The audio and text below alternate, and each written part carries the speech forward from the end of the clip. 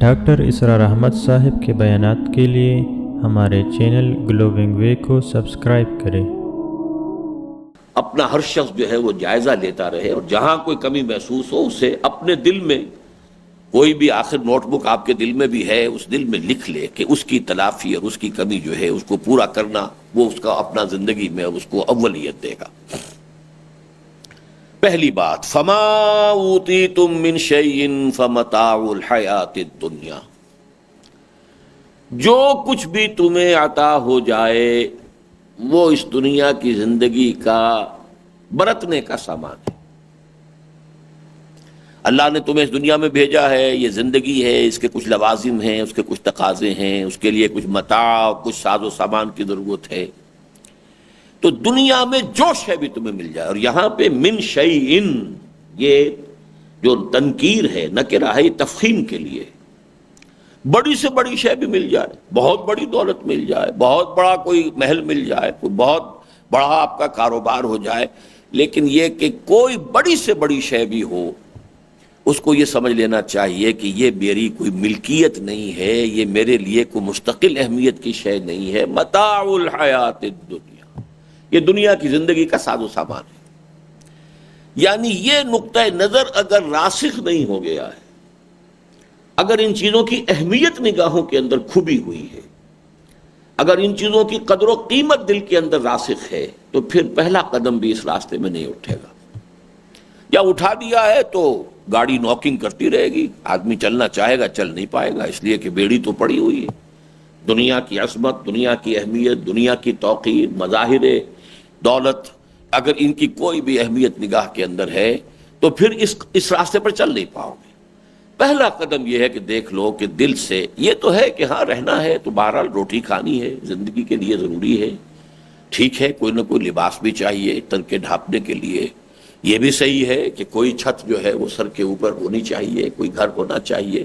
متاع الحیات دنیا کی حد تک دنیا کے ساز و سامان سے ذہنی ربط ہو تو ٹھیک ہے، لیکن اسے کوئی قابل قدر شے سمجھ لینا، اس کی کوئی عظمت دل میں اگر ہے، اس کی کوئی توقیر ہے، اور اس کی طرف جو ہے کوئی رجحان قلبی ہے، تو پھر جیسا کہ میں نے عرض کیا، پھر دہرا رہا ہوں، اس راہ پر آدمی نہیں چل سکتا۔ یہ بات پہلے گروپ میں بھی آ چکی ہے، من کان یرید حرث الآخرۃ نزد لہ فی حرثہ ومن کان یرید حرث الدنیا نؤتہ منہا وما لہ فی الآخرۃ من نصیب۔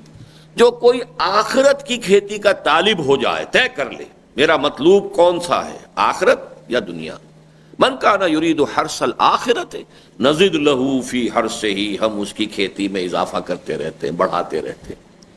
ومن کان یرید حرث الدنیا، جو دنیا کا طالب بن گیا، نؤتہ منہا، ہم اس میں سے کچھ اسے دے دلا دیتے ہیں، چلو یہاں برت لو، کھا لو، پی لو، عیش کر لو، نؤتہ منہا وما لہ فی الآخرۃ من نصیب، پھر اس کا کوئی حصہ آخرت میں نہیں۔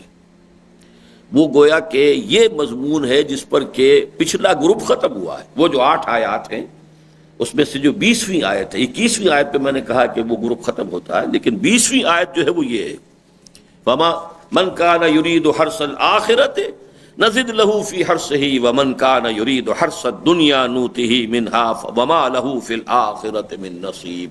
اسی سے یہاں اب مضمون شروع کیا گیا کہ جو بھی وہ جو کہتے ہیں کہ شرط اول قدم اینست کے مجنون باشی، در رہے منزل لیلا کے خطر ہاست بسے، لیلا کی منزل جو ہے اس میں بڑے بڑے خطرات ہیں، تو شرط اول قدم اینست کہ مجنون باشی، پہلا قدم اس میں رکھنے کے لیے بھی شرط لازم یہ ہے کہ آدمی مجنون ہو چکا ہو۔ تو اسی طریقے سے سمجھیے کہ اس وادی میں پہلا قدم اس طریقے سے رکھا جائے گا کہ دنیا و ما فیہا، اس کی کوئی قدر دل میں نہ رہ جائے۔ برتنے کی چیزیں برتو، استعمال کرو، قدر نہ ہو اس کی کوئی عظمت نہ ہو قلب کے اندر، اس کا کوئی وقار نہ ہو دل کے اندر، اس سے خالی کر کے اپنے دل کو پھر اس وادی میں قدم رکھا جائے، یا رکھ چکے ہیں اور معلوم ہو کہ نہیں ان چیزوں کی تو اہمیت ہے، اور دل جو ہے کشش محسوس کرتا ہے ان چیزوں کی طرف، تو پھر یہ کہ پہلا کام یہ کہ ذرا اس کو صاف کرو، پاک کرو۔ فما اوتیتم من شیء فمتاع الحیاۃ الدنیا وما عند اللہ خیر وابقى للذین آمنوا وعلی ربہم یتوکلون. جو کچھ اللہ کے پاس ہے وہ کہیں بہتر ہے اور باقی رہنے والا ہے. یہ تو کچھ بھی نہیں. دنیا و ما فیہا کی اگر اللہ کی نگاہ میں وقت ایک مچھر کے پر کے برابر ہوتی تو حدیث نبوی کے الفاظ یہ ہیں کہ اللہ کسی کافر کو یہاں سے ایک گھونٹ پانی بھی نہ دیتا. اس کل دنیا و ما فیہا کی اللہ کی نگاہ میں قدر ایک مچھر کے پر کے برابر نہیں. اب اگر آپ کے نقطۂ نظر پر، آپ کی سوچ پر، آپ کی نفسیات پر، آپ کی حسیات پر اگر ایمان کا غلبہ ہو چکا ہو تو اسی کیفیت کا عکس جو ہے آپ کے اندر پیدا ہونا ضروری ہے. اس کی کوئی حیثیت نہ رہ جائے.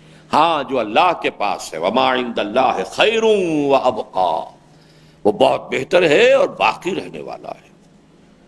للذین آمنوا وعلی ربہم یتوکلون، کن کے لیے؟ جو حقیقتاً ایمان رکھتے ہو. آخرت کو مان لینا اور ہے اور آخرت پر یقین ہونا اور. آخرت کو مان لینا تو اس انداز میں بھی ہوتا ہے کہ یہ تصور ذہن میں ہو کتاب زندگی تو یہ ہے جو ہماری اس وقت جس میں سے ہم گزر رہے ہیں، ہاں اس کا ایک ضمیمہ اور ہے اور وہ آخرت کی زندگی. اقرار تو ہو گیا لیکن اس کی ریشیو پروپورشن کیا ہے؟ جیسے ضمیمہ ہوتا ہے کتاب کے آخر میں اپینڈکس ہوتا ہے. اس کے برعکس ہونا کیا چاہیے کہ کتاب زندگی تو کھلے گی، اصل میں شروع ہوگی موت کے بعد. یہ تو ایک دیباچہ اور مقدمہ ہے، اس کے سوا کچھ نہیں. کم سے کم یہ نسبت، حالانکہ دیباچے اور مقدمے کی بھی کوئی نہ کوئی نسبت ہوتی ہے کتاب کے ساتھ. کتاب 1000 صفحے کی ہو اور دیباچہ 10 صفحے کا ہو تب بھی 1 اور 100 کی نسبت ہی ہوئی نا. لیکن اس دنیا کی زندگی اور آخرت کی زندگی میں تو کوئی نسبت و تناسب ہی نہیں. فائنائٹ زندگی اور وہ انفائنائٹ زندگی. فائنائٹ اور انفائنائٹ میں تو کوئی نسبت و تناسب ہے ہی نہیں. تو والذین آمنوا، للذین آمنوا، یہ ان کے لیے ہے جن کے اندر یہ یقین جو ہے سرایت کر گیا ہو اور ایمان کا ایک اور تقاضا. وعلی ربہم یتوکلون، توکل اللہ پر ہو، اپنے رب پر توکل. وسائل و ذرائع پر توکل نہ، وہ بھی استعمال کی چیزیں ہیں، استعمال کرو. اعدوا لهم ما استطعتم، ساز و سامان تیار کرو، قوت فراہم کرو. وہ بھی برتنے کی چیزیں، جیسے یہ دنیا کا ساز و سامان زندگی کو برقرار رکھنے کے لیے برتنے کی چیزیں، استعمال کی چیزیں ہیں، ایسے ہی دنیا کے اندر اور بھی آپ جو کام کرنا چاہتے ہیں، اقامت دین کی جد و جہد جو اس میں بھی کچھ تقاضے ہیں، کچھ مادی تقاضے پورے کرنے ہوں گے، اس کے لیے ساز و سامان بھی فراہم کرنا ہوگا، وسائل و ذرائع بھی اس کے لیے تلاش کیے جائیں گے. لیکن ان وسائل و ذرائع اور ساز و سامان پر کہیں توکل وہاں اٹیچ نہ ہو جائے، کہیں ذہن میں یہ کیفیت پیدا نہ ہو جائے کہ اس سے نتیجہ برآمد ہو جائے گا. نتیجے کا کوئی تعلق ساز و سامان سے اور وسائل و ذرائع سے نہیں. کم من فئۃ قلیلۃ غلبت فئۃ کثیرۃ باذن اللہ. یہ تمام اسباب و وسائل اور ذرائع یہ اللہ کے اذن کے پابند ہیں. تمام وسائل و ذرائع موجود ہوں تب بھی یہ ضروری نہیں ہے کہ نتیجہ لازمی نکل آئے. یہ فزیکل لاز اور کیمیکل لاز کی طرح کا معاملہ نہیں ہے کہ جو عالم طبیعیات کے اندر چلتے ہیں.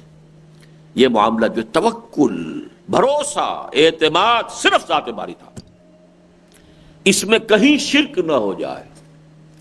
توکل کے کھاتے میں اللہ کے ساتھ اگر کسی اور کو شامل کر لیا تو یہ شرک ہے. چنانچہ تورات کی تعلیم کا تو لب لباب یہ بیان کیا گیا. وآتینaa موسیٰ الکتاب وجعلناہ ھدی لبنی اسرائیل اللہ تتخذوا من دونی وکیلا. تورات کی پوری تعلیم کا خلاصہ جو ہے جو دیا گیا اس آیت کے اندر، میرے سوا کسی اور کو اپنا کارساز نہ سمجھ لینا. تو وعلی ربہم یتوکلون. تو دوسرا وصف ہمارے سامنے یہ آیا کہ وسائل و ذرائع کا استعمال ہوگا. جیسے زندگی کے لوازم کو بھی جو اس کی ضرورتیں ہیں اس کے لیے فراہمی کی جائے گی اور اس کو برتا جائے گا، لیکن اس کی قدر نہ ہو نگاہ میں. اسی طریقے سے دنیاوی وسائل و ذرائع جو ہیں کسی بھی جد و جہد کی کامیابی کے لیے امکانی حد تک ان کی تحصیل، ان کو حاصل کرنے کی کوشش کرنا اپنی جگہ ہے، ضروری ہے، لازم ہے. اعدوا لهم ما استطعتم، لیکن بھروسہ ان پر نہیں. وَيَوْمَ حُنَيْنٍ إِذْ أَعْجَبَتْكُمْ كَثْرَتُكُمْ، یاد کرو اس حنین کو، دن کو جب تمہیں اپنی کثرت پر گھمنڈ ہو گیا تھا. 12,000 ہیں آج ہمیں کون شکست دے سکتا ہے؟ اور حوازن کے تیر اندازوں کی طرف سے تیروں کی بوچھاڑ آئی ہے اور بگدڑ بچ گئی، پورا لشکر تتر بتر۔ بعض روایات میں تو آتا 30 صحابہ حضور کے ساتھ رہ گئے، یہ شبلی نعمانی نے تو 30 لکھا ہے، لیکن یہ کہ ان کے شاگرد سید سلیمان ندوی نے پھر حاشیے میں دیا کہ نہیں، جو صحیح تر روایات ہیں ان کی روح سے 300-400 آدمی رہ گئے تھے، لیکن 12,000 میں سے 300-400 بھی رہ جانا جو ہے وہ تو معلوم ہوا کہ عام بھگدڑ بچ چکی تھی۔ جب حضور کو پھر نیچے اترنا پڑا ہے اپنی سواری سے، علم آپ نے ہاتھ میں خود لیا ہے، رجز پڑھا ہے زندگی میں پہلی مرتبہ، انا النبی لا کذب انا ابن عبد المطلب، میں نبی ہوں اور اس میں کوئی جھوٹ نہیں۔ یہ 12,000 میرے ساتھ کھڑے رہے تب بھی نبی ہوں، اور کوئی ایک ساتھ نہ دے تب بھی نبی ہوں۔ اور یہ ہے عبد المطلب کا بیٹا، ہے تو پوتا حقیقت میں، لیکن یہ تو عربی قاعدے کے اعتبار سے، کیونکہ ان کے والد ماجد جو تھے عبداللہ، ان کی تو کوئی زندگی کا کوئی خاص اہم معاملہ تھا نہیں، تو دادا کی طرف نسبت دی ہے اپنے آپ کو، انا ابن عبد المطلب، میں عبد المطلب کا بیٹا یہاں کھڑا۔ تو توکل جو ہے ذات باری پر۔ آگے چلیے اب، والذین یجتنبون کبائر الاسم والفواحش واذا ما غضبوا هم یغفرون۔ 2 اوصاف آئے پہلی آیت میں، 2 ہی آ رہے ہیں دوسری آیت میں۔ وہ لوگ کہ جو اجتناب کرتے ہیں، اپنے دامن کو بچائے رکھتے ہیں بڑے بڑے گناہوں سے اور بے حیائی کے کاموں سے، اور جب ان کو غصہ آ جاتا ہے تو ڈھانپ لیتے ہیں یا بخش دیتے ہیں، یہ میں بعد میں اس کی وضاحت کر دوں گا، دونوں ترجمے اس کے صحیح ہیں۔ پہلی بات کیا ہے، الذین یجتنبون کبائر الاسم۔ اب ذرا نوٹ کیجئے اس میں کہ اصل رجحان قرآن کا کیا ہے۔ ایک وہ مزاج ہوتا ہے جو مچھر چھانتا رہتا ہے، باریکیوں کے اندر پڑا ہوا ہے۔ یہ مچھر چھاننے والے جو ہوتے ہیں یہ اکثر و بیشتر سموچے اونٹ نگل جاتے ہیں، مچھر چھانتے رہتے ہیں۔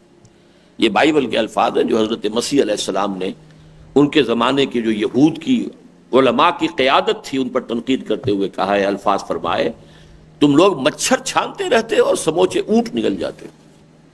بڑے بڑے گناہ ہضم ہو رہے ہیں، چھوٹے چھوٹوں پر جو ہیں وہ مناظرے ہو رہے ہیں اور اس پہ اکھاڑے بنے ہوئے ہیں، اس پر جو ہے ایک دوسرے کی تکفیر ہو رہی ہے۔ چھوٹی چیزوں کی اہمیت اور بڑی چیزوں کی طرف سے تغافل، یہ ہے بیمار مذہبی ذہنیت۔ اور ہماری اس امت کی بیماری کا کیا ٹھکانہ ہے، کتنی مزمن بیمار ہے یہ امت، کتنی پرانی ہے، کتنا زمانہ گزر گیا ہے، لہذا اس کے اندر یہ بیماری شدت کے ساتھ ہے۔ تقویٰ کے مظاہر میں بھی وہی باریک باریک چیزیں، ان کے اوپر نگاہ بھی ہے، ان پر ایک دوسرے کو کی گرفت بھی ہے، ایک دوسرے سے گفتگو بھی ہے، اس پر پھر مورچے بھی ہیں، اس پر پھر جھگڑے بھی ہیں۔ سود تم بھی کھاؤ ہم بھی کھائیں گے، سودی کاروبار تم بھی کرو ہم بھی کریں گے، ہم تمہیں کچھ نہیں کہتے تم ہمیں کچھ نہ کہو، سارا جھگڑا جو ہو جائے گا وہ ہو جائے گا۔ اوہو اس نے کھڑے ہوئے پانی پی لیا، چاہے وہ پانی اس غریب نے پیا نہیں، وہ صرف حلق اپنا تر کر رہا تھا کہ تقریر کرتے کرتے جو ہے اس کا گلا جو ہے خشک ہو گیا ہے، وہ پانی پینا اس معنی میں نہیں ہے، لیکن قیامت آ گئی، کھڑے ہوئے پانی پی۔ یہ جو ہمارے ہاں تصور ہے، اسی طریقے سے مثبت اعتبار سے بھی وہ چھوٹی چھوٹی چیزیں جو ہیں وہ سنت عادت ہیں یا اور چیزیں ہیں، کھانے پینے کے معاملات میں ہیں، اب ان کے اوپر جو ہے مورچے لگے ہوئے ہیں، ان کی پوری تاکید ہو رہی ہے، تلقین ہو رہی ہے، اس کی تربیت ہو رہی ہے، اس کے اوپر جو ہے پوری طریقے سے لوگوں کو راسخ کیا جا رہا ہے، لیکن باقی اپنے کاروبار، اپنی زندگی، اپنی معاشرت، اس کی بڑی بڑی سموچی چیزیں جو ہیں، سموچے اونٹ وہ نکلے جا رہے ہیں۔ قرآن کا یہ ہے عجیب، اور نوٹ کیجئے 3 جگہ پر یہ لفظ آیا ہے، ایک جگہ نہیں۔ سورہ نساء کی آیت نمبر 31 میں فرمایا، ان تجتنبوا کبائر ما تنہون عنہ نکفر عنکم سیئاتکم وندخلکم مدخلا کریما۔ اگر تم ان بڑی بڑی باتوں کو چھوڑ دو گے جن سے تمہیں روکا جا رہا ہے، تو چھوٹی چھوٹی چیزیں ہم دور کر دیں گے، نکفر عنکم سیئات۔ اللہ کا انداز یہ ہے، ان تجتنبوا کبائر ما تنہون عنہ۔ اب جن چیزوں سے منع کیا جا رہا ہے ان میں بڑی بھی ہیں چھوٹی بھی ہیں۔ اچھا بڑی چھوڑ دو تم، چھوٹی کا ہم جو ہے وہ کچھ حساب کتاب بھی نرم لے لیں گے یا خود بخود دھلتی چلی جائیں گی وہ۔ نکفر عنکم سیئاتکم، ورنہ یہ ہے کہ تکفیر کے وہ معنی بھی ہیں، کفارہ بنا دیں گے، یا یہ کہ ان کو تمہارے دامن اعمال نامہ جو ہے، دامن کردار سے اور اعمال نامے سے ان کو محو کر دیں گے۔ نکفر عنکم سیئاتکم وندخلکم مدخلا کریما۔ اسی طرح اسی انداز میں سورۃ النجم میں فرمایا، والذین یجتنبون کبائر الاسم والفواحش الا اللمم، وہ لوگ جو بڑے بڑے گناہوں سے بچے رہتے ہیں. ہاں فحش کا لفظ جو ہے وہ پورا کا پورا، یہ تو اصل میں یوں سمجھیے کہ چونکہ جیسے حدیث میں آتا ہے الحیاء شعبۃ من الایمان، بلکہ الحیاء کلہ من الایمان، حیا کل کا کل ایمان ہے. تو یہ حیا کا مسئلہ تو ایسا ہے کہ اس میں تو وہ یہ نہیں کہا بڑی بڑی بے حیائیوں سے بچے، حیا کو تو یوں سمجھیے کہ کل کے طور پر لیا ہے. بل فواحش، تمام جو بھی فحش چیزیں ہیں ان سے بچنا، لیکن گناہوں میں کبیرہ گناہ. والذین یجتنبون کبائر الاسم والفواحش واذا ما غضبوا هم یغفرون. اب اس میں اندازہ ہو گیا کہ ایسے وہ نہیں ہوتے کہ ان میں غصہ انہیں آتا ہی نہ ہو، یہ نہیں ہے. غصہ بھی فطرت انسانی میں اللہ نے رکھا ہوا ہے. کوئی چیز آپ کو ناپسند ہے، آپ کے دل میں اس کے خلاف ایک رد عمل پیدا ہوگا، اور جس درجے شدت کے ساتھ ناپسندیدگی ہوگی اتنا ہی پھر وہ شدید رد عمل بھی ہوگا. اسی طریقے سے اگر کسی نے آپ پر زیادتی کی ہے تو آپ کے اندر اس کے خلاف ایک غصہ پیدا ہوگا. تو غصے کا پیدا ہونا بری شے نہیں ہے، بلکہ جیسے کہ حدیث میں آتا ہے ایک شخص وہ ہے جسے غصہ جلدی آتا ہے جلدی چلا بھی جاتا ہے، ایک وہ ہے جو آتا دیر میں ہے تو جاتا بھی دیر میں، چلو یہ دونوں برابر ہوئے. ایک وہ شخص ہے کہ جس کو غصہ آتا دیر میں ہے جاتا جلدی ہے، یہ سب سے اچھا آدمی ہے، آتا دیر میں جاتا جلدی ہے. اور ایک وہ بدبخت ہے کہ آتا جلدی ہے جاتا ہے نہیں، جاتے بھی دیر لگاتا ہے، ڈیرا لگا کے بیٹھ جاتا ہے، تو یہ بدترین مثال ہے. تو غصہ فی نفس ہی اپنی جگہ پر فطرت انسانی کا ایک رد عمل ہے، لیکن وَإِذَا مَا غَضِبُوا، جب انہیں غصہ آتا ہے تو ان کا طرز عمل کیا ہوتا ہے؟ ہم یغفرون. اب یغفرون کا ایک اصطلاحی معنی ہے معاف کر دینا، یعنی وہ معاف کر دیتے ہیں، لیکن اس کا جو اصل لغوی مفہوم ہے ڈھانپ لینا. مغفر کہتے ہیں جو خود ہوتا ہے سر کے اوپر رکھا جاتا تاکہ تلوار کا وار آئے تو اس خود کے اوپر وہ رک جائے. تو یہ اس غصے کو تھام لینا یا غصے کو چھپا لینا، یا جس کے لیے سورہ آل عمران میں بہترین الفاظ آئے ہیں غصے کو پی جانا. والکاظمین الغیظ والعافین عن الناس. اب وہاں اس کا منطقی نتیجہ بھی بیان کر دیا، غصے کو پی جانے والے اور لوگوں کو معاف کر دینے والے. یہ ایسا یہاں گویا کہ اس لفظ کے اندر دونوں چیزیں آ گئیں. وَإِذَا مَا غَضِبُوا هُمْ يَغْفِرُونَ. جب غصے کا طوفان ان کے اندر اٹھتا ہے وہ اس کے اوپر وہ خود رکھ دیتے ہیں، وہ سرپوش جسے کہتے ہیں اس کے اوپر وہ آگ بھڑکنے لگی تھی، وہ سرپوش رکھ دیا اس کے اوپر، تو اسے ڈھانپ دیا، اسے روک لیا، اسے چھپا لیا، اسے اندر ہی اندر پی لیا، اور یہ کہ ان کو معاف کر دیا جس کے بھی طرز عمل سے وہ غصہ پیدا ہوا ہے. تیسری آیت جو ہے اس میں گمبھیر ترین آیت ہے. اس میں ایک آیت میں اب 4 چیزیں آ رہی ہیں، اب تک کی ایک ایک آیت میں 2 چیزیں تھیں. وَالَّذِينَ اسْتَجَابُوا لِرَبِّهِمْ، اور وہ لوگ جنہوں نے اپنے رب کی پکار پر لبیک کہا. اب دیکھیے اس کو اگر آپ عام رکھیں گے تو قرآن میں جو بھی اوامر آئے ہیں ان سب کے اوپر لبیک کہنی ہے، وہ اس کے اندر شامل ہو جائیں گے. اقیموا الصلاۃ، اس کو استجابت کیا ہوگی کہ ہم نماز قائم کریں. روزے رکھو، اس کی استجابت کیا ہوگی کہ ہم روزہ رکھیں. جہاد ہے، اس کے لیے استجابت کیا ہوگی؟ جاہدوا فی سبیل اللہ ہے تو جہاد کریں. وہ تو پھر سارے اوامر و نواہی آ جائیں گے، اس کے اندر پورا دین کے سارے تقاضے آ جائیں گے. لیکن یہاں جو ہے کانٹیکسٹ میں دیکھنا چاہیے.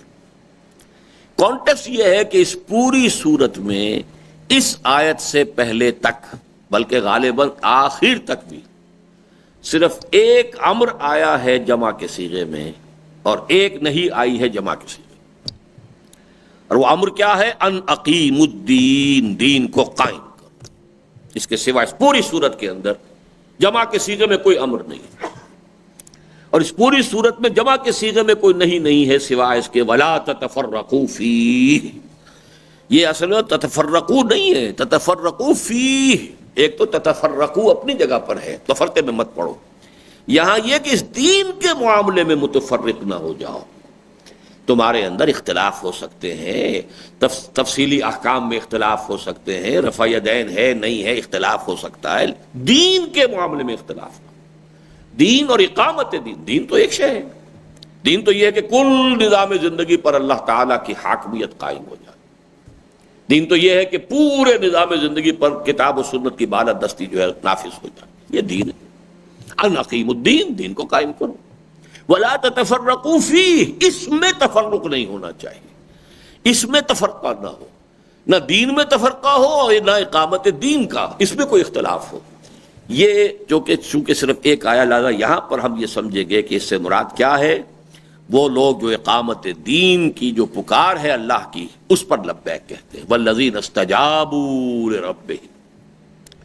ویسے ان 9 آیات میں پھر امر کے صیغے آئے ہیں واحد کے لیے، وہاں مخاطب ہے محمد رسول اللہ، فلذالک فادع واستقم کما امرت ولا تتبع اهواهم وقل آمنت بما انزل اللہ من کتاب وامرت لاعدل بینکم۔ اب یہ سارے صیغے جو ہیں واحد کے صیغے ہیں، اس میں خطاب ہے ذاتی طور پر محمد رسول اللہ صلی اللہ علیہ وسلم سے، لیکن میں نے جو آپ کو بتایا کہ اس میں جمع کے صیغے سے ایک ہی امر آیا ان اقیموا الدین اور ایک ہی نہیں آئی ولا تتفرقوا فیہ، تو یہاں اس سے مراد کیا ہوگی، والذین استجابوا لربہم، وہ لوگ کہ جنہوں نے اپنے رب کی پکار پر لبیک کہا، نکل آئے، کمر کس لی، عزم کر لیا، ہمت کر لی، ارادہ کر لیا، وَأَقَامُوا الصَّلَاةَ، اور نماز قائم کی۔ اب دیکھیے نوٹ کیجئے، چونکہ یہاں اقامت دین کی جد و جہد کی بات ہو رہی ہے، ایک ہے ذاتی تقرب اللہ، ذاتی سطح پر تقرب اللہ کے لیے سب سے بڑی اہمیت رات کی نماز کی ہے، جیسے کہ ہم نے دیکھا سورہ فرقان کے آخری رکوع میں والذین یبیتون لربہم سجدا وقیاما، جیسے کہ حضور کو ابتدا میں جو ہے حکم ہوا قم اللیل الا قلیلا، اس اعتبار سے اہم ترین رات کی نماز۔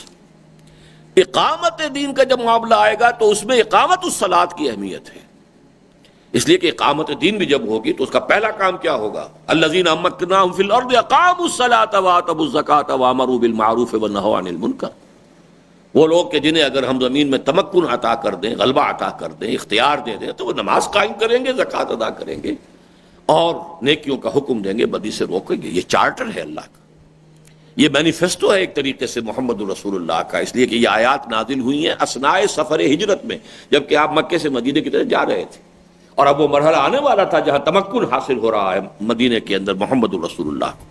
جاتے ہی آپ نے پہلا کام کیا کیا، مسجد نبوی کی تعمیر۔ تو نوٹ کر لیجئے، اسی طریقے سے جو جماعت اس کے لیے قائم ہوگی اس جماعت میں بھی اصل اہمیت اقامت الصلاۃ کی ہوگی، اس پر جتنا ایمفیسس ہونا چاہیے۔ اگر اس پر ایمفیسس نہیں ہے اور نوافل پر ایمفیسس ہو گیا ہے تو یہ بات تل پٹ ہو جائے گی۔ نوافل یہ کہ اللہ نور علی نور ہے، جتنی اللہ تعالیٰ توفیق دے، جتنا بھی جس کے لیے ممکن ہو وہ کرے، لیکن اصل اہمیت اس جد و جہد میں وہ ہے نماز، یہ جو نظام ہے نماز کا اسے قائم کرنا۔ والذین استجابوا لربہم واقاموا الصلاۃ وامرہم شوری بینہم، اور ان کا معاملہ ان کے مابین مشاورت سے طے ہوتا ہے۔ یہ ہے تیسری بات، اس چونکہ ظاہر بات ہے کہ جب یہ اقامت دین کی جد و جہد کے لیے جماعتی شکل بنی، اس جماعتی شکل میں اہم ترین شے نماز کی اقامت ہے، اور یہ کہ اب جو بھی معاملات ہیں اجتماعی زندگی یا اجتماعی جو جد و جہد ہے اس سے متعلق، اس میں باہمی مشورہ، وَأَمْرُهُمْ شُورَىٰ بَيْنَهُمْ، ان کا امر ان کے مابین مشاورت سے طے ہوتا ہے۔ البتہ اس میں پھر فرق آ جائے گا کہ مشاورت کا نظام کیا ہو۔ ایک مشاورت کا نظام وہ ہے جو آج کی دنیا میں معروف ہے، ادارے معین ہو جاتے ہیں، اسمبلی ہے، اسمبلی میں یہ لوگ الیکٹ ہو کر آ گئے، اب ان کے اندر کاؤنٹنگ آف ووٹ سے ہو جائے گا معاملہ۔ لیکن ایک مشاورت یہ ہے کہ آپ مشورہ کریں، غور و فکر کریں، سوچیں، ہر ایک کو آزادی ہو، رائے دینے کی آزادی ہو، ہر شخص جو ہے وہ اپنی رائے بغیر کسی بلا خوف لومت لائم پیش کرے، اور اس کے بعد جو شخص انچارج ہے، جو ذمہ دار ہے، جو صاحب امر ہے، وہ فیصلہ کرے۔ اگر یہ دوسرا نظام ہوگا تو زیادہ تفصیلی قانونی ڈھانچہ بنانے کی ضرورت نہیں ہوگی۔ اگر پہلا نظام ہے تو پورا تفصیلی ڈھانچہ بنانے کی ضرورت ہوگی کہ مشورہ دینے کا مجاز کون ہے، اختیار کس کو حاصل ہے۔ وہ تو اسمبلی کا رکن ہونا چاہیے، شورا کا رکن ہونا چاہیے، وہ منتخب ہو کر آنا چاہیے۔ اس میں سے یہ ہے کہ ایک شخص کو 19 ووٹ ملے ہیں، ایک کو 18 ملے، 19 والا منتخب ہو جائے گا۔ اچھا، اس سے اگلے قدم پر یہ آئے گا کہ وہ ووٹ دینے والے کون ہونے چاہیے، ان کی بھی کچھ خواص طے ہونے چاہیے، ان کے بھی جو ہے وہ سارا کا سارا نظام بننا چاہیے۔ یہ تو نہیں کہ کوئی بھی شخص جو ہے اس کے اندر ووٹ دے دے گا۔ تو یہ پورا تفصیلی ڈھانچہ بنانا پڑتا ہے جہاں پر کہ فیصلہ کن شے ہو جائے تعداد، پھر تو گارڈ کرنا پڑے گا، کچے پکے لوگ نہ آ جائیں شورا کے اندر. وہ تو پھر یہ کہ کثرت تعداد سے وہ پوری تحریک کو، پورے نظام کو کہیں لے جائیں، دائیں طرف لے جائیں، بائیں طرف لے جائیں، پھر تو گارڈ کرنا پڑے گا. انٹری انٹو دیٹ شورا وہ گارڈڈ ہوگی. اور اگر یہ مسئلہ نہیں ہے تو ایک شخص صاحب امر ہے جس پر آپ کا اعتماد ہے، اب اس کو آپ نے مشورہ دے دیا، اور بھی کوئی بالکل نیو کمر بیٹھا ہوا اس نے بھی رائے دے دی، کیا حرج ہے اس میں؟ کیا پتہ کسی شخص کے دل میں اس وقت اللہ تعالیٰ کوئی ایسی بات ڈال دے جو بڑے سے بڑے شخص کی سمجھ میں نہ آئے، اور کسی شخص کے دل میں اس وقت اللہ ڈال دے. تو اس کو جتنا براڈ رکھ سکتے ہو رکھو، کوئی پابندی نہیں. لیکن یہ کہ پھر فیصلہ جو ہے وہ کاؤنٹنگ آف ووٹ سے نہیں. یہ ہے اصل میں وہ بات کہ جس کے لیے سیرت النبی اس پر گواہ ہے کہ اگرچہ حضور کو بھی حکم ہوا شاورہم فی الامر، آپ ان سے مشورہ کیجئے، اور سیرت النبی میں ہمیں نظر آتا حضور مشورہ کرتے تھے، لیکن کسی مرحلے پر بھی پھر گنتی نہیں ہوئی ہے کہ کتنے لوگوں کی رائے یہ ہے، کتنے لوگوں کی رائے یہ ہے، اور اس کے بعد فیصلہ کیا ہوا. کوئی اس کا امکان نہیں. تو مشورہ اپنی جگہ، لیکن اس مشورے کی روح برقرار رہنی چاہیے.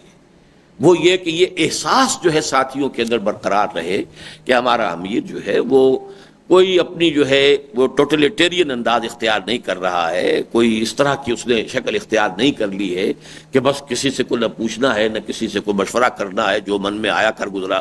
یہ بات نہیں ہونی چاہیے. یہ تاثر اگر ہو گیا تو جماعتی زندگی مجروح ہو جائے گی. یہ تاثر برقرار رہنا چاہیے کہ یہاں مشورہ ہوتا ہے، اور مشورے سے ایسا بھی ہو جانا چاہیے کہ کبھی امیر اپنی رائے کو بدل دے، تاکہ یہ کہ لوگوں کے اندر ایک اعتماد رہے کہ ہمارا امیر ہماری بات سنتا ہے، توجہ کرتا ہے، اور کبھی ایسا بھی ہوتا ہے کہ وہ اپنی رائے بدل لیتا.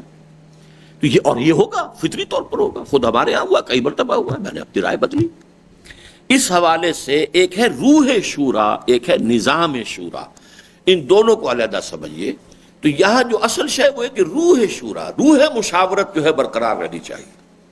والذین استجابوا لربہم واقاموا الصلاۃ وامرہم شورى بینہم. اب یہ تو ہوا گاڑی کے لیے بندوبست ہو گیا کہ آپ نے منزل معین کر لی اقامت دین، اس کے لیے آپ نے جو بھی پہیے ہیں گاڑی کے لیے وہ فرض کیجئے اقامت الصلاۃ سے قائم کر لیے. اندر بیٹھے ہوئے آپ اس کار کے مشورے بھی کر رہے ہیں کہ کس طریقے سے چلنا ہے، لیکن اصل میں تو پیٹرول چاہیے گاڑی کو چلنے کے لیے. یہ جد و جہد، اس کے لیے وسائل درکار ہوں گے. پیٹرول نہ ہوگا باقی سب کچھ ہے تو کیا ہوگا؟ کھڑے رہیں گے وہی کہ وہی. وَمِمَّا رَزَقْنَاهُمْ يُنْفِقُونَ. اب ہے کہ جو کچھ بھی ہم نے انہیں دیا ہے اس میں سے وہ خرچ کرتے ہیں، اس مقصد کے لیے خرچ کرتے ہیں، اقامت دین کی جد و جہد کے لیے خرچ کرتے ہیں، زیادہ سے زیادہ دیتے ہیں. اب ظاہر بات ہے ہم نے اگرچہ ایک نظام بنایا ہے، وہ یہ کہ چونکہ ایک نظام ہے، اس میں کچھ ہمارے اخراجات ہیں، کوئی بجٹ بنانا پڑتا ہے، تو ہم نے اس کے لیے ایک 5% کی جو ہے ایک مقدار معین کر دی ہے. لیکن یہ 5% تو جس طریقے سے کہ ٹھیٹھ دینی سطح پر 2.5% زکوٰۃ جو ہے وہی تو کل نہیں ہے. حضور نے فرمایا ان فی المال لحقا سوى الزکوٰۃ، مال میں زکوٰۃ کے علاوہ بھی بہت سا حق ہے. اور اس میں آپ نے کوٹ کی آیت البر، ہمارے منتخب نصاب کا درس دو. وَآتَ الْمَالَ عَلَىٰ حُبِّهِ ذَوِي الْقُرْبَىٰ وَالْيَتَامَىٰ وَالْمَسَاكِينَ وَابْنَ السَّبِيلِ وَالسَّائِلِينَ وَفِي الرِّقَابِ وَأَقَامَ الصَّلَاةَ وَآتَى الزَّكَاةَ. زکوٰۃ کا تو تذکرہ بعد میں ہو رہا ہے، یہ ابتدا میں جو ہے وَآتَ الْمَالَ عَلَىٰ حُبِّهِ ذَوِي الْقُرْبَىٰ وَالْيَتَامَىٰ وَالْمَسَاكِينَ وَابْنَ السَّبِيلِ وَالسَّائِلِينَ وَفِي الرِّقَابِ. یہ اضافی ہے، چونکہ حضور نے اس آیت کو اپنے اس قول کی دلیل کے طور پر پیش فرمایا کہ ان فی المال لحقا سوى الزکاۃ. اسی طریقے سمجھیے کہ زکوٰۃ یہ تو آپ کے غرباء اور مساکین کا حق ہے جو آپ کو نکالنا ہے، اور اس میں بھی ترغیب یہ کہ زیادہ نکالو، صرف 2.5% نہیں اور مزید نکالو. دوسرا کھاتا انفاق کا ہے، اللہ کے دین کی اس جد و جہد، اقامت دین کی جد و جہد، وہ انفاق فی سبیل اللہ ہے. ان دونوں کے جو میں نے کئی مرتبہ عرض کیا کہ یہ دو کھاتے بالکل ایک دوسرے سے جدا ہیں. پہلے کھاتے کے لیے لفظ صدقہ ہے، زکوٰۃ ہے، لیکن دوسرے کھاتے کے لیے جہاد بالمال، جاہدوا فی سبیل اللہ باموالکم، جہاد بالمال مقدم ہے ہر جگہ پر قرآن مجید میں. اللہ کہ کوئی جگہ مستثنا ہو، لیکن عام طور پر جہاد بالمال جو ہے پہلے وجاہدوا باموالہم وانفسہم فی سبیل اللہ انما المؤمنون الذین آمنوا باللہ ورسولہ ثم لم یرتابوا وجاہدوا باموالہم وانفسہم فی سبیل اللہ. تو جہاد بالمال اور انفاق فی سبیل اللہ، یہ در حقیقت یہ ہے اصطلاح اقامت دین کی جد و جہد میں مال لگانا. اب اس کو بھی یوں سمجھیے کہ ہم نے اس کے لیے اپنے رفقا سے 5% کے لگ بھگ جو ہے اس کو ایک قانون کے درجے میں رکھا ہے، لیکن یہ کہ اس کا مطلب تو نہیں کہ اسی کے پر اکتفا کی جائے، اور زیادہ اس میں اور اضافہ کیا جائے. وَمِمَّا رَزَقْنَاهُمْ يُنْفِقُونَ، وہ تو جتنا پیٹرول ہوگا اتنی ہی گاڑی جو ہے وہ فاصلہ طے کر سکے گی. تو یہ ایک آیت میں 4 صفات آ گئیں. والذین استجابوا لربہم واقاموا الصلاۃ وامرہم شوریٰ بینہم ومما رزقناہم ینفقون. اب جو باقی جو ہے 5 آیات یہ ایک بہت ہی اہم موضوع پر ہیں، اور اس میں آپ کو کنٹراسٹ دیکھنا ہوگا کہ اس سے متصلاً قبل سورہ ہے سورہ الف لام میم، سورہ حامیم السجدہ. سورہ حامیم السجدہ جو ہے یا سورہ فصلت بھی اس کا دوسرا نام ہے، اور اس کی بھی آیات ہمارے منتخب نصاب کے حصہ اول کے اندر شامل ہیں. ان الذین قالوا ربنا اللہ ثم استقاموا، اور اس میں یہ آیا ہے دعوت کے مرحلے پر ومن احسن قولا ممن دعا الی اللہ وعمل صالحا وقال اننی من المسلمین ولا تستوی الحسنۃ ولا السیئۃ ادفع بالتی ہی احسن. دیکھو بھلائی اور برائی برابر نہیں ہوتے، بھلائی کی اپنی تاثیر ہے، برائی کی اپنی تاثیر ہے. اب تمہارے ساتھ کوئی برائی کر رہا ہے، تم بھلائی کرو، اس کا نتیجہ نکلے گا ادفع بالتی ہی احسن فاذا الذی بینک وبینہ عداوۃ کانہ ولی حمیم. تو یہ بھی ہو سکتا ہے کہ وہی کہ جس کے اور تمہارے درمیان بڑی دشمنی تھی، وہ تو آپ سے بیر رکھتا تھا، لیکن وہی آپ کا گہرا دوست بن جائے، دلی دوست بن جائے. یہ ہے طرز عمل جو مرحلہ دعوت پر ضروری ہے، لیکن مرحلہ اقامت پر آ کر بات تھوڑی سی بدلتی ہے. اب جماعتی زندگی ہے، اب جد و جہد ہے، یہ دوسری بات ہے کہ ایک مرحلے تک ہاتھ باندھ دیے جائیں، حکم دے دیا جائے کہ آپ ریٹیلیٹ نہیں کریں گے. یہ تو گویا کہ وہ جو انقلابی جد و جہد ہو رہی ہے وہ کس مرحلے میں ہے، اس کا قائد جہاں یا اس کی جو قیادت ہے وہ طے کرے گی. لیکن اصولاً اب بات کو بدلا جا رہا ہے کہ نہیں بدلا. کیوں؟ اس جد و جہد کے نتیجے میں جو نظام قائم ہونا اس میں بدلا ہے. وَلَكُمْ فِي الْقِصَاصِ حَيَاةٌ يَا أُولِي الْأَلْبَابِ، قصاص میں زندگی ہے ہوش مندو. وہ پورا نظام تو بدلے پر بنے گا. اس پورے نظام کے اندر جو ہے وہ تو در حقیقت اساس جو ہے قصاص ہے. یہ عفو پر نہیں ہے معاشرہ. عفو سے در حقیقت انفرادی روحانی ترفع تو ہو جاتا ہے. آپ کوئی انتقام لے سکتے تھے اور آپ نے نہیں لیا، معاف کر دیا، آپ کو روحانی طور پر ترقی حاصل ہو جائے گی. لیکن معاشرے کے لیے ہو سکتا ہے جسے آپ نے معاف کیا ہے اس کی حوصلہ افزائی ہو جائے، وہ کسی اور پر بھی وہی زیادتی کرے جو اس نے آپ پر کی تھی. کسی نے آپ کے تھپڑ مارا، آپ نے جواب میں تھپڑ رسید کر دیا تو اس کے ہوش ٹھکانے آ جائیں گے. اگر آپ نے نہیں کیا ہو سکتا ہے جا کے کسی اور کو مارے. اس لیے وَلَكُمْ فِي الْقِصَاصِ حَيَاةٌ يَا أُولِي الْأَلْبَابِ.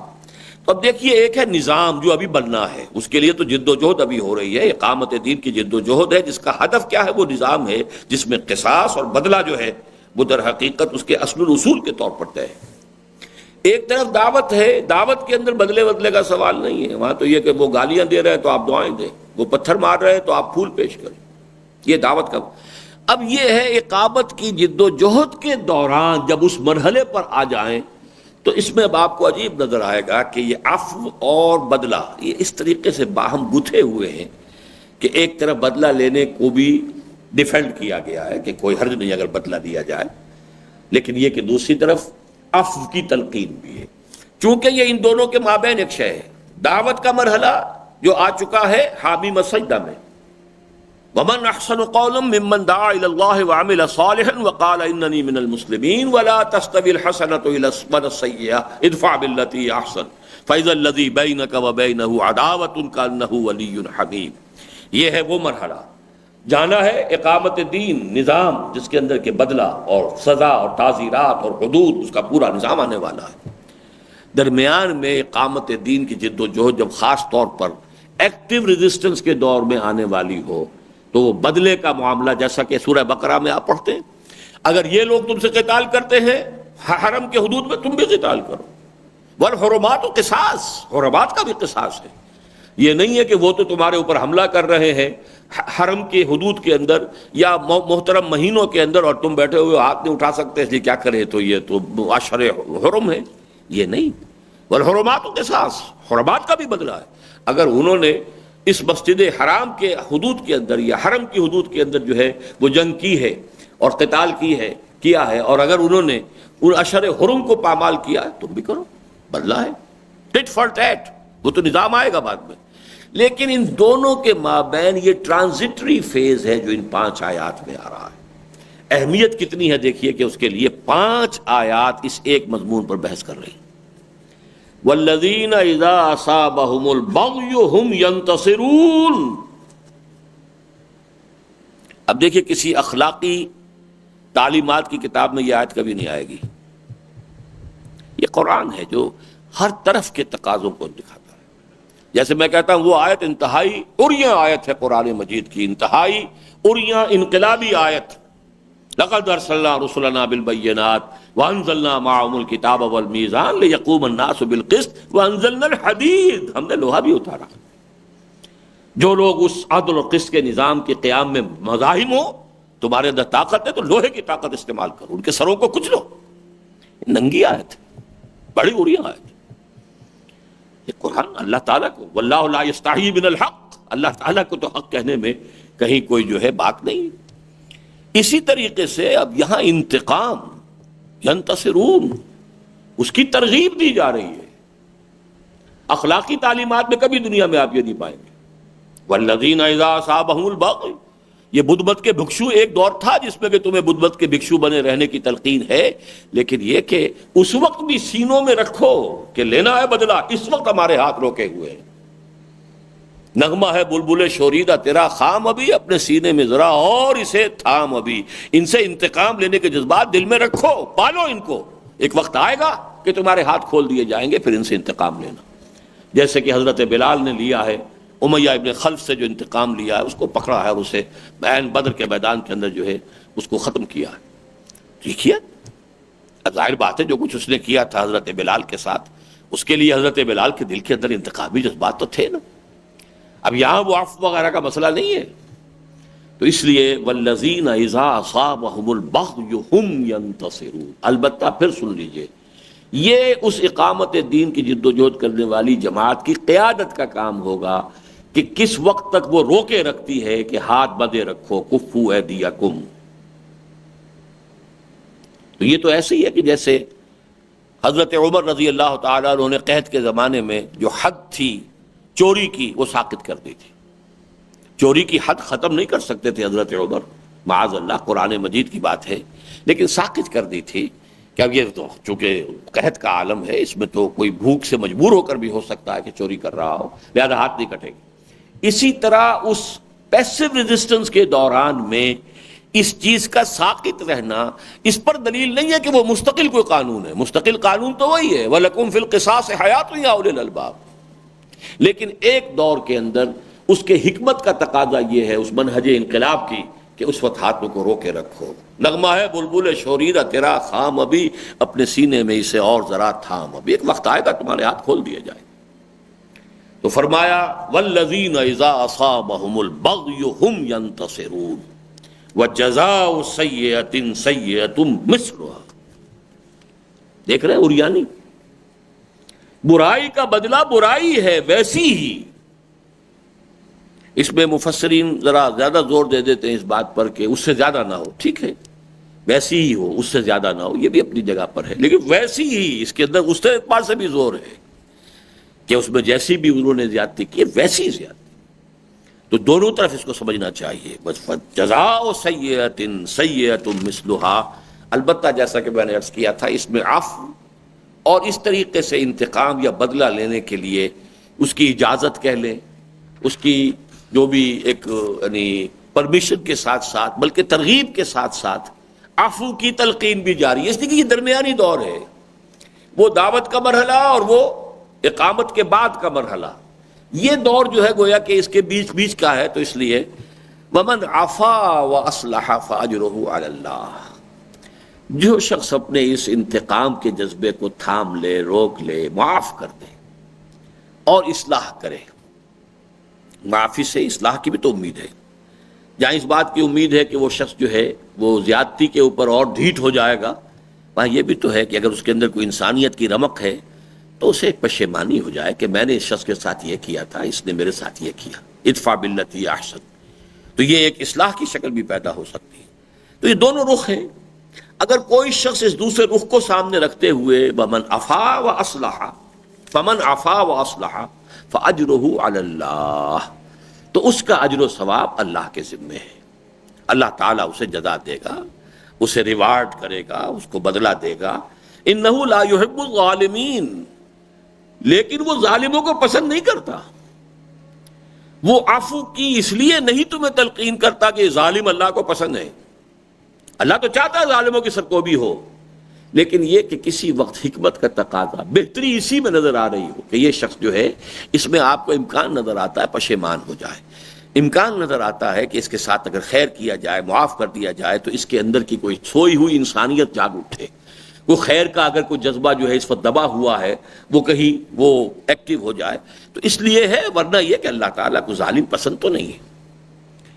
وَلَمَنِ انتَصَرَ بَعْدَ ظُلْمِهِ، اور یقیناً وہ کہ جو انتقام لیتا ہے، بدلہ لیتا ہے اس کے بعد کہ اس پر ظلم ہوا ہو، فَأُولَٰئِكَ مَا عَلَيْهِم مِّن سَبِيلٍ، تو ان پر، ایسے لوگوں پر ملامت کا کوئی جواز نہیں.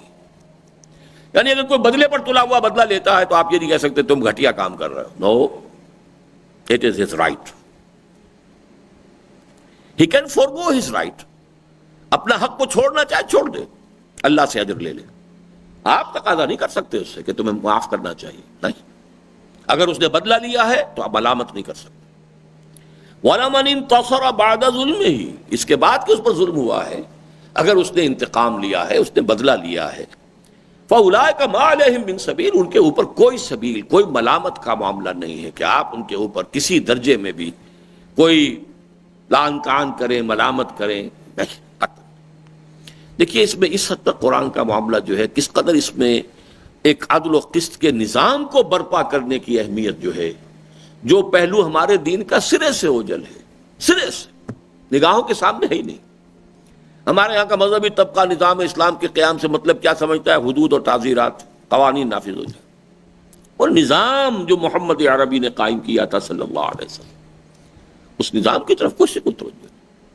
ابھی جو ہمارے ساتھی گئے تھے افغانستان، تو وہاں بھی بڑے سے بڑے جو اتھارٹیز ہیں ان کا بھی گفتگو ہوئی ہے، تو معلوم ہوا کہ وہ تو کہتے صاحب روزی دینا اللہ کا کام ہے، ہمیں تو جو انہوں نے جرم کیا ہے اللہ نے اس کی سزا بتائی، انہیں سزا دے دینی، اللہ اللہ خیر سزا. یہ ہے ان کا، اور وہ ایک یہی تصور ہے عام طور پر مذہبی دنیا میں، اسی پہ وہ چل رہے ہیں. لیکن یہ کہ یہ بات ان کے سامنے نہیں ہے کہ حضرت عمر، اس وقت تو امیر المومنین یہاں بھی عمر نام سے ہی ہیں، ملا عمر، لیکن ایک امیر المومنین عمر کا وہ بھی تھے جن کا قول یہ تھا کہ اگر کوئی کتا بھی بھوکا مر گیا تو عمر ذمہ دار ہوگا قیامت کے دن. وہ کفالت عامہ کی ذمہ داری جو ہے اسے کیسے بھولے ہوئے. لیکن یہ کہ مذہب کے تصورات میں یہ چیز سرے سے شامل رہی ہی نہیں، صدیاں بیت گئی، اس کا کہیں ذکر ہی نہیں، لہذا وہ اب ہمارے ذہنوں کے اندر ہے نہیں. لیکن اس عدل اور قسط کا انداز دیکھیے. آپ کو معلوم ہے چھٹے پارے کی پہلی آیت، لا يحب اللہ الجہر بالسوء الا من ظلم،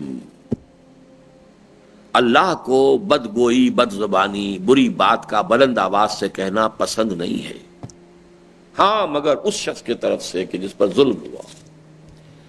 دکھی دل، مظلوم شخص، اس کی زبان سے کوئی اونچی نیچی بات بھی نکل جائے تو اللہ معاف فرمائے گا، اس لیے کہ اس کا دل دکھا ہوا، اس پر ظلم ہوا. لا يحب اللہ الجہر بالسوء، اللہ کو پسند نہیں ہے الا من ظلم، سوائے اس کے جس پر ظلم ہوا. مظلوم جو ہے اس کی کوئی آہ جو ہے ایسی بھی اگر نکل آئی ہے اور اس میں اس سے کچھ وہ جو بھی حدود اور قیود ہیں ان کی وہ پابندی نہیں کر سکا، اللہ معاف فرما دے گا. وَلَمَنِ انتَصَرَ بَعْدَ ظُلْمِهِ فَأُولَٰئِكَ مَا عَلَيْهِم مِّن سَبِيلٍ، اور جو کوئی بھی انتقام لیتا ہے، بدلہ لیتا ہے اس کے بعد کہ اس پر ظلم کیا گیا تو اس پر قطعاً کسی ملامت کا کوئی جواز نہیں. اب دیکھیے جو آیت آ رہی ہے بہت گمبھیر آیت ہے. انما السبیل ملامت جو ہے وہ تو ان کے لیے ہے. کن کے لیے؟ انما السبیل، ملامت کا جواز، ملامت کی راہ، لعن طعن کس پر ہونی چاہیے؟ اس مظلوم پر نہیں جس نے بدلہ لیا ہے. انما السبیل علی الذین یظلمون الناس ویبغون فی الارض بغیر الحق. اصل میں تو ملامت کے مستحق تو وہ ہیں جو لوگوں پر ظلم ڈھاتے ہیں، لوگوں کے حقوق پامال کرتے ہیں. ظلم یہی تو نہیں ہے کہ کسی کی مار پیٹ آپ نے کر دی ظلم ہو گیا، آپ نے اس کا حق دبا لیا ہے. جیسے کہ حضرت عمر نے فرمایا تھا کہ اے سعد، لوگوں کو ان کی ماؤں نے آزاد جانا تھا، تم نے انہیں اپنا غلام کب سے بنا لیا ہے؟ یہ ظلم تھا کہ نہیں تھا؟ تو ظلم، لوگوں کے، عوام کے حقوق غصب کرنا، وہ لوگ جو ہیں اصل میں ملامت کے مستحق تو وہ ہیں. لعن طعن کرنا ہے تو انہیں کرو. انما السبیل علی الذین یظلمون الناس. اور نمبر 2، اب دیکھیے دو ہی چیزیں ہیں دین کے اعتبار سے یہ بات بیان ہوتی ہے مختلف پہلوؤں سے، حقوق اللہ، حقوق العباد. اور یہاں پر حقوق اللہ کو بعد میں لائے ہیں. یبغون فی الارض بغیر الحق، وہ بغاوت کرتے ہیں زمین میں ناحق. یہ ہے جو اللہ کے خلاف بغاوت ہے، اپنی حاکمیت کا اعلان ہے، من مانی کرنے کا ارادہ ہے، اپنی قانون سازی کا اختیار. یبغون فی الارض، زمین میں وہ بغاوت کر رہے ہیں. بغا، طغیانی حد سے گزرنا، بغاوت کرنا، بغا. یبغون فی الارض بغیر الحق، وہ سرکشی اللہ کے خلاف، بجائے اس کے کہ اس کے سامنے سر تسلیم خم ہو، اس کے قانون اور اس کے نظام کو تسلیم کیا جائے. وہ اللہ کے اس حاکمیت کے خلاف بغاوت کرتے ہیں اور اس کا منطقی نتیجہ عوام پر ظلم کریں گے. لیکن یہاں ان دو میں سے پہلی چیز کو پہلے مقدم رکھا گیا. تو نوٹ کرتے جائیے کہ وہ جو پہلا گروپ ہے اس سورہ مبارکہ کی آیات کا، جس میں کہ حضور سے کہا گیا کہہ دیجئے وَقُلْ آمَنْتُ بِمَا أَنزَلَ اللَّهُ مِنْ كِتَابٍ وَأُمِرْتُ لِأَعْدِلَ بَيْنَكُمْ. اعلان کر دیجئے کہ میرا ایمان ہے اس کتاب پر جو اللہ نے نازل فرمائی ہے، اور اس کتاب نے، اللہ الذی انزل الکتاب بالحق والمیزان، اس کتنے میزان عطا کر دی ہے. سوسائٹی کے ہر فرد کے کیا حقوق ہیں، کیا فرائض ہیں، مرد کے کیا حقوق ہیں، کیا فرائض ہیں، عورت کے کیا حقوق ہیں، کیا فرائض ہیں. سارے فرائض اور حقوق کا ایک توازن ہے، میزان ہے.